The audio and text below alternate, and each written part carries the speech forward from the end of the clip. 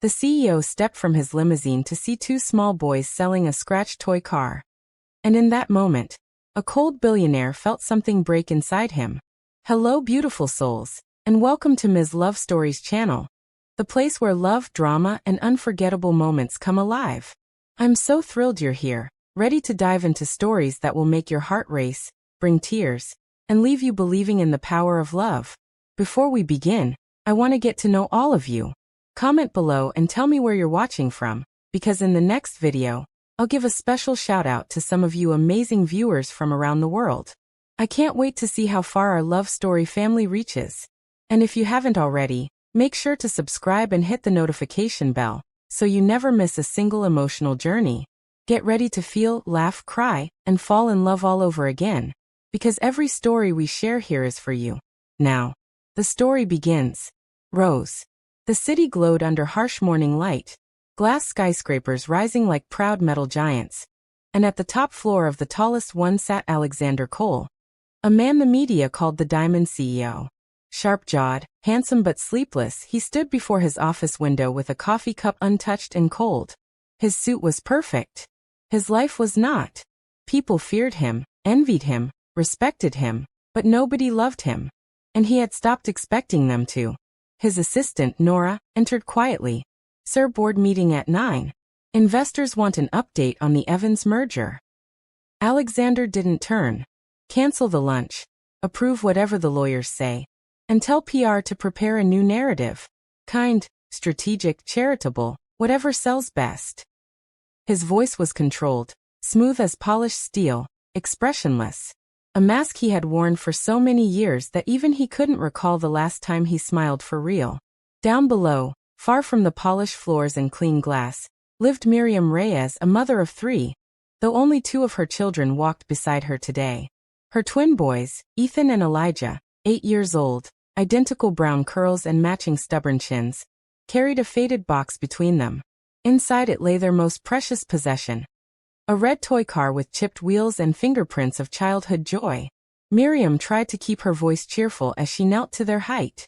"You don't have to do this, my loves. Mama will find another way." Ethan shook his head fiercely, blinking back tears he didn't want her to see. "You're coughing more. Medicine costs money. We want to help." Elijah placed his small hand over hers. "We want you better. That's more important than toys." Words that should never exist in the mouth of a child. She kissed their foreheads, blinking rapidly, fighting the burning in her chest. Not just illness but heartbreak. They were too young to make sacrifices for her. Yet here they were, small fists determined, love bigger than hunger. They set up by the busy corporate district. Wrong place, wrong crowd, wrong world. But desperate people stand where hope might pass. Cars swept by. People in suits never looked down.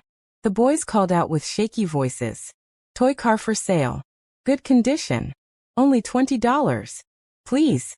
We need money for our mom." Some stared, most ignored. Painfully, nobody stopped. Back above, Alexander's day unfolded with sterile efficiency. Meetings. Numbers. Decisions that shaped thousands of lives, but never touched his own heart. Until fate tugged a thread. The board insisted he visit the construction site for a new charity showcase. A PR stunt he despised but needed. Reluctance carved in his eyes, he entered his limousine. The city passed as a blur, until the driver braked at a red light. Until Alexander looked through the tinted glass. Until he saw them. 2 small boys. One holding a handwritten cardboard sign. One clutching the toy car like it was life itself. Their voices were soft, cracked from hours in the cold. "Please, anyone, just $20. Alexander felt his heart flinch, a tiny crack in the diamond. He stepped out of the car. People gasped. The billionaire CEO stood on the sidewalk staring at 2 children like they were the only real thing he'd seen in years. Ethan looked up, intimidated yet hopeful. "Sir, would you like to buy our toy?" Alexander knelt, slowly, not knowing why his legs obeyed. His voice was quiet. "Why are you selling something you love?" Elijah swallowed hard, speaking for both. "Mommy's sick. She needs medicine. We don't have enough. We don't need toys. We need her." The simplicity struck him harder than any corporate victory ever had. He looked at the toy, scratched, cheap, precious, and felt his own childhood ghost flicker. He remembered wanting a toy that his mother never lived long enough to buy. His throat tightened. He reached into his wallet, then paused. Money wasn't what broke him. Their love did. Before responding, he asked gently, almost afraid of the answer, "What is your mother's name?" If you were the CEO, and you saw two children selling their only toy to save their mother, would you stop? Your answer could change someone's heart today. The question lingered between them like breath in cold air. What is your mother's name? Alexander Cortez. The Man City newspapers called the Steel CEO, asked it gently, almost cautiously, as if the answer mattered more than any business deal he'd ever signed. Elijah spoke first, voice small but steady. Her name is Miriam Reyes. Ethan hugged the little red toy car against his chest. Not just a toy, but memories, comfort, childhood. Letting it go would be like letting go of joy itself. Yet he stood there willing, offering it to save the only person who ever stayed. Alexander saw that. He felt that. Something inside him, something he thought success had killed, trembled awake. He stood upright slowly, meeting both boys' eyes with a heaviness that didn't belong to a billionaire, but to a man who knew loss too intimately. Take me to her. Both boys froze, exchanging a look, surprise, confusion, hope. People walked past them without slowing. Wallets closed. Hearts even more so. But this man stopped. This man asked, "You want to meet our mom?" Ethan whispered. Alexander nodded. "Yes. Show me where she is." Elijah didn't wait. He reached for Alex's hand like a child who finally found a door where the world showed nothing but walls. Ethan grabbed the other. And so the billionaire walked down the street hand in hand with two little boys, shocking the distracted city around them. His polished shoes touched cracked pavement. His cologne mixed with the smell of old rain and fried street food. Skyscrapers gave way to narrow streets where laundry hung like tired flags. Every step felt like walking backward in time. Toward the boy he once was before grief and ambition turned his chest to stone. They reached a small aging building. Walls peeled, metal rusted, hope faded like old paint. Inside, the hallway was dim, warm, alive with ordinary life. A baby crying somewhere. Someone cooking rice. Ethan unlocked the door with small fingers. "Mama, we brought someone." Inside, Miriam Reyes sat near the window wrapped in a thin sweater, coughing into a cloth spotted with red. Far too much red. Alexander felt his breath lock. Money, power, control. None of it meant anything in front of mortality. Miriam looked up, startled, afraid. A wealthy stranger didn't belong in a room like this. She forced a smile for her children. Who did you bring?" Before Alex could speak, Elijah stepped forward quickly. "He wants to help you, Mama." Ethan held up the toy car. The car that carried their laughter, their childhood, their memories of better days. Hands trembling, heart breaking. "We wanted to sell it so you could get medicine." Miriam covered her mouth, tears swelling instantly. "No, baby, no. You shouldn't sell your toys for me." Her voice cracked like thin glass. "I'm the mother. I should be protecting you, not the other way around." Her cough shook through her body like thunder. Ethan and Elijah rushed to steady her shoulders. Alexander watched, jaw clenched, heart exposed like an old wound. He saw a framed photo nearby. Miriam holding a single infant. "Just one." "You have twins," Alex said softly. "But there's only one child in that picture." Silence. Slow, grave, heavy. Miriam closed her eyes. Their brother. He didn't survive. Her tears fell freely. "A fever. We didn't have enough money for treatment." The pain in her voice was a blade. Alexander felt it because he knew that story. He too had lost someone medicine couldn't save in time. His next breath trembled. The first crack appeared in the armor he'd worn for years. "How much is the treatment?" he asked. Miriam blinked as if she misheard. Ethan stared. Elijah gasped. Alexander stepped closer. Not as a CEO, but as a man who'd once been a broken son. "I'm asking seriously, Miriam. How much do you need?" She swallowed shame with shaking lips. "More than we've managed in months." Alexander reached into his wallet, slowly, thoughtfully, not out of pity, but out of recognition. He knew desperation. He knew final chances. He placed a stack of bills on the table, months' worth of stability in an instant. This covers rent, food, and medication. Miriam's knees almost gave out. Her hand flew to her mouth, as if the gratitude was too big to hold inside her body. But Alex wasn't done.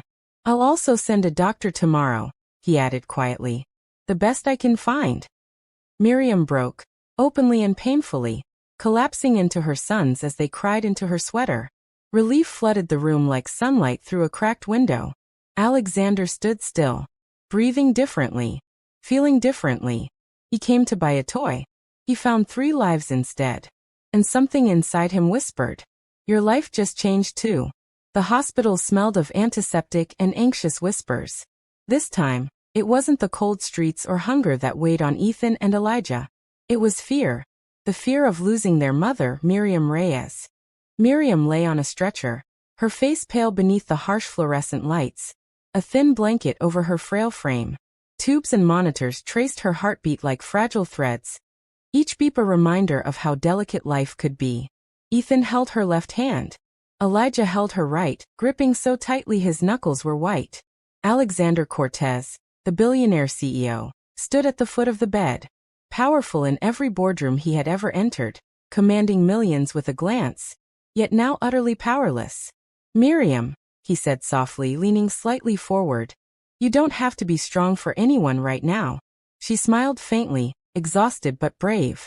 "Alexander, you've already done so much. I don't deserve this." "No," he interrupted gently. "You and your boys matter. I'll make sure you're not alone in this." Tears gathered in Miriam's eyes. Ethan and Elijah squeezed her hands tighter, as if their touch alone could shield her from fear. A nurse approached. "It's time, ma'am." Ethan's small voice trembled. "Mom, please come back." Elijah pressed his forehead to her arm. "We need you. We can't do this without you." Miriam whispered, voice cracked with emotion. "Then I better come back and teach you to tie your shoes properly, right?" The 3 of them laughed through tears, fragile, bittersweet, but full of love. Alexander watched quietly, chest tight.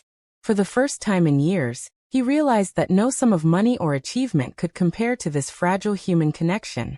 The nurses wheeled Miriam through the surgical doors. Ethan ran beside the gurney, Daniel, sorry, Elijah too, matching his brother's pace, desperate to stay close. At the threshold, a nurse gently stopped them.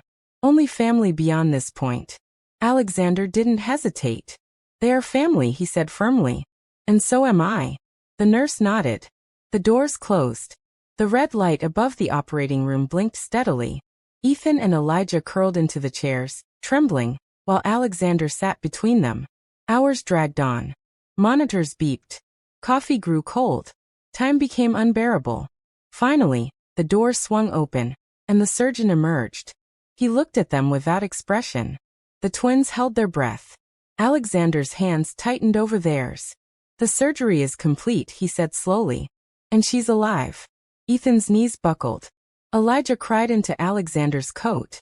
Alexander closed his eyes, tears threatening to spill. Miriam Reyes had survived. And in that moment, their lives, all 4 of them, changed forever. The days after Miriam's surgery were quiet, but not peaceful. The apartment smelled of medicine and hope, but also of old fears. Ethan and Elijah moved carefully, afraid to disturb their recovering mother. Alexander had insisted on staying nearby. Not because he wanted control, but because he couldn't leave them yet. One afternoon, while Miriam rested, Ethan and Elijah sat cross-legged on the floor, playing quietly with the few toys that had survived the last months of hardship. Alexander watched from the kitchen doorway, coffee in hand, listening without interrupting. Then Miriam asked softly, "Alexander, can I tell you something about my past?" He nodded. "Of course." Miriam's eyes clouded with memory. "Before Ethan and Elijah were born, I lost another son. His name was Samuel. He was only a year old. We couldn't afford the treatment he needed. I still blame myself." Alexander felt the room tilt slightly. Loss was a language he knew intimately. He said nothing at first, simply moved closer, sitting on the edge of the sofa. "I need you to understand something," Miriam continued. "I've always tried to protect my boys. But sometimes, life is cruel, And it takes what we love the most. Ethan's fingers clenched in Elijah's. The twins' wide eyes silently told her, "We understand. We survived." Alexander finally spoke, voice soft. "I know that pain. I lost my sister when I was a child. No one could save her. I spent years building walls so I wouldn't feel again. And then, I met you and your sons." Miriam looked at him with disbelief and hope intertwined. You feel for us?" He nodded. "More than I can say. And that's why I'm here. Because you deserve more than pain." There was a long pause. Ethan and Elijah slowly crawled into Alexander's side, their small arms wrapping around him. For the first time, he felt the bond that went beyond charity or obligation. This was a connection of shared grief, shared survival, shared humanity. Then, as if a memory surfaced, Miriam handed Alexander a small, faded envelope. "This belonged to Samuel. I never opened it after he passed. I want you to see what he left behind." Alexander carefully took it and opened the envelope. Inside was a tiny hand-drawn picture of a house, a son, and two stick figures, a family. He looked up. He wanted a happy family. Miriam's voice trembled. "I wanted to give him that. And I still want it for my boys." Alexander reached out, touching her hand gently. "We will give them that. And I will help you make sure it lasts." The weight of past loss hung heavy in the room. But in its shadow, something new took root. Trust, fragile but real, and hope finally returning. For the first time, Alexander realized that saving Miriam's life was not just about medicine or money. It was about repairing broken hearts. And in doing so, he found himself unexpectedly saved too. The days after Miriam's surgery passed slowly, like sunlight filtering through storm clouds. Ethan and Elijah had returned to their routines, schoolwork, chores, small adventures around the apartment, but nothing felt ordinary anymore. Nothing could, not after Alexander had entered their lives. Alexander spent hours quietly in the apartment, sometimes working on his laptop, sometimes just watching the boys play, or observing Miriam as she rested. He didn't interfere. He didn't give instructions. He simply existed. A silent presence, steady and reassuring. One afternoon, Elijah tugged at his sleeve. "Mr. Cortez, can you help me build this?" he asked, holding a stack of mismatched blocks. Alexander smiled, setting aside his laptop. "Of course. Let's see what you've got." Hours passed with laughter filling the apartment. Ethan and Elijah argued over pieces, teased each other, and even accidentally knocked over a tower or two. Alexander chuckled. The sound rare, unfamiliar, but genuine. It felt like healing. Later, as Miriam prepared dinner, she noticed something remarkable. Alexander, for the first time, had allowed himself to relax. He joked with the boys, offered guidance without judgment, and even teased Ethan when he tried to cheat in a block game. "You two are impossible," he said with a wink. "But I like that about you." Ethan grinned, feeling proud that the man he had once seen as untouchable could be so warm. Elijah leaned against Alexander's side, suddenly feeling that the world, which had always seemed harsh and unyielding, might have room for kindness. Later that evening, Miriam found them sitting on the couch together. Alexander was reading a story aloud, the twins leaning close, eyes wide with wonder. "I never thought I'd see him like this," she whispered softly to herself, voice full of awe. Alexander looked up, catching her glance. "It's because you all let me," he said quietly. "Because you trusted me." Miriam felt tears prick at her eyes. "And you've earned it." The moment lingered, delicate and fragile, but it was real. For the first time, Alexander realized that love didn't always announce itself with grand gestures. Sometimes it arrived quietly, in shared laughter, gentle touches, and the simple act of staying. The boys cuddled closer, Miriam smiled, and Alexander let himself be present. No plans, no agendas, just connection. In that small apartment, surrounded by the hum of everyday life, they were beginning to heal together. Not perfectly, not without fear, but with hope. And for the first time in years, Alexander felt something he hadn't felt in decades. Home. Life had begun to feel a little lighter in the Reyes apartment. Laughter echoed through the hallways, Ethan and Elijah's playful voices mixing with Alexander's rare chuckles. Miriam's strength was slowly returning, her smile more steady. her hands no longer trembling from fear. But the calm was fragile. One rainy evening, a misunderstanding threatened everything. Alexander had received news of a business crisis. A rival company spreading false rumors to sabotage him. Distracted and tense, he tried to explain the situation to Miriam, but his words came out sharp, clipped. "We can't trust anyone," he said abruptly. Miriam flinched, hurt. "Alexander. Please, you're speaking like this to us? After everything?" Alexander's eyes flashed with frustration. "I'm trying to protect you, Miriam. I can't let anything happen to you or the boys." "Protect us?" Miriam's voice trembled, tears welling. "You're scaring Ethan and Elijah." Ethan hid his face in Elijah's shoulder. Elijah's small hand gripped Miriam's tightly, both boys feeling the tension like an electric charge. "I'm not trying to scare anyone," Alexander shouted, realizing too late the volume of his own fear. The room fell silent. Alexander's chest heaved.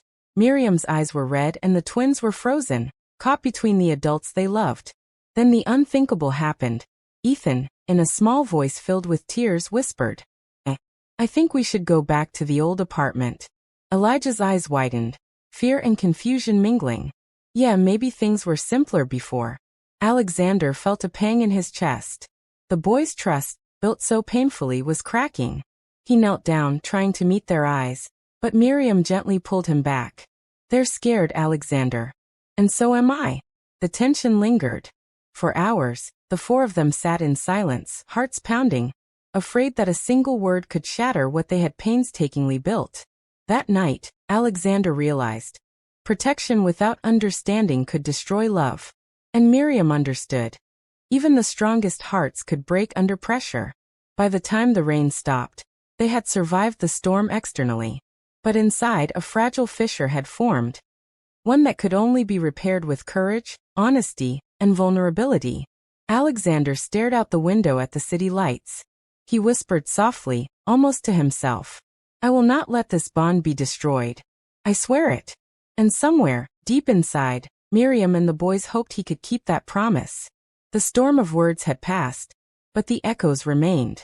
For hours, Alexander paced the apartment, the city lights spilling through the windows, casting long shadows. Miriam sat on the couch, Ethan and Elijah clinging to her sides, their small hands trembling, hearts still racing from the earlier tension. Alexander stopped and looked at them, really looked. He realized that love required more than protection, more than authority or wealth. It required courage, the courage to be vulnerable. He took a deep breath. "I've let my fear control me," he admitted softly, almost to himself. "And in doing so, I've scared the people I care about most." Miriam's eyes softened, but she didn't speak immediately. She waited. She always waited. A calm anchor in the storm. Alexander knelt before the twins, holding their tiny hands. "I can't promise the world," he said, voice steady. "But I can promise you this. I will always choose you. Always." Ethan sniffled, voice trembling. "You really mean that?" "Every word," Alexander replied. Elijah's eyes filled with tears, but this time, there was hope in them. Miriam reached over, touching Alexander's arm gently. "Then show it. Actions, not words. Let them feel safe. Let us all feel safe." Alexander nodded. "I will." Over the next hours, small steps were taken. He helped Ethan and Elijah with their homework. He made Miriam tea just the way she liked it. He laughed, truly laughed, when the twins made a mess with cookies and milk. It wasn't perfection, but it was choice. It was a conscious, deliberate act of love, even in the face of fear. Later that night, Alexander stood by the window, watching the city pulse below. He whispered quietly, almost as if making a vow. "I will not let fear break what we have. I will choose love every single day." Ethan and Elijah, asleep on the couch with Miriam by their side, felt safe for the first time in months. And Alexander realized something he had never fully understood. Love was not something to control or protect. It was something to live, and to choose, every day. For the first time, all four of them believed that their future, uncertain, fragile, but real, could be a life full of hope and connection. Sunlight spilled through the apartment windows, warm and golden, a gentle promise of a new beginning. Miriam sat at the small kitchen table, stirring her tea. Ethan and Elijah were playing quietly nearby. Blocks scattered across the floor, but their laughter soft and contented. Alexander stood by the window, arms crossed, watching them with a smile he hadn't allowed himself in years. The storm of the past weeks, fear, loss, misunderstandings, had finally passed. In its place was something far more powerful: trust, connection, and love. Miriam looked up and met his gaze. "Alexander, thank you for staying," she said softly, voice full of gratitude. He shook his head, smiling. "No, thank you. You and your boys showed me what truly matters."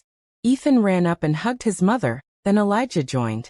Alexander knelt down, and the twins wrapped their small arms around him as well. For a moment the world outside, the chaos, the fear, the city disappeared. Alexander whispered to them, "We're a team now. Always." Miriam's eyes shimmered with tears, but this time, they were tears of relief and hope. "Yes, always."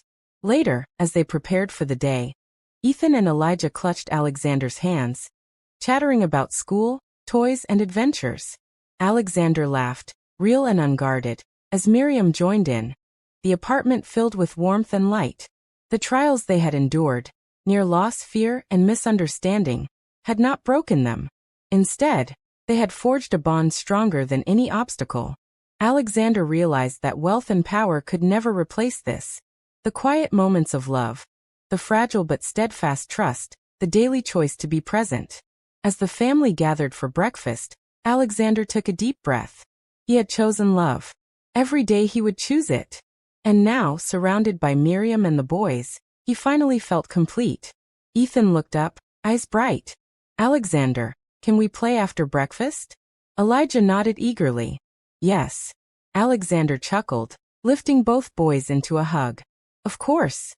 We have all the time in the world."